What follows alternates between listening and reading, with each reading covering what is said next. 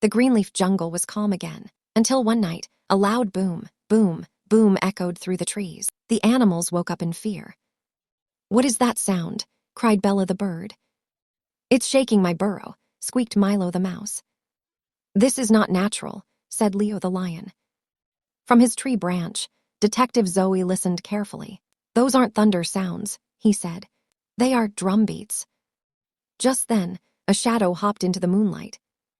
It was Inspector Rabbit-Face, the fastest runner and sharpest listener in the forest, wearing a blue inspector jacket and carrying a notebook. "Zoe," Inspector Rabbit said, "I've been tracking this case from the other side of the jungle." Zoe smiled. "Good timing, let's work together."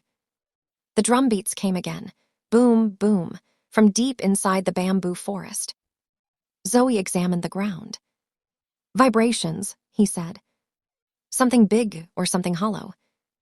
Inspector Rabbit pressed his ears to the ground. "It's moving," he whispered, "and fast." The two detectives followed, broken bamboo sticks. Deep circular marks on the ground. Echoes bouncing between trees. Soon, they found a large hollow log placed between rocks. Inside were wooden drums, ropes, and sticks. Zoe raised an eyebrow. Drums in the jungle. Suddenly, thump. Out jumped a group of young monkeys, laughing nervously. "We didn't mean to scare anyone," they said. "We were practicing music for the jungle festival." Inspector Rabbit looked serious. "But why at midnight?" The monkeys lowered their heads. "We didn't want anyone to hear us practice." Zoe smiled kindly. "Music brings joy," he said. "But fear brings harm." Inspector Rabbit blew a small whistle. "All clear," he announced. The animals gathered the next day. The monkeys played their drums, this time in daylight. The jungle danced.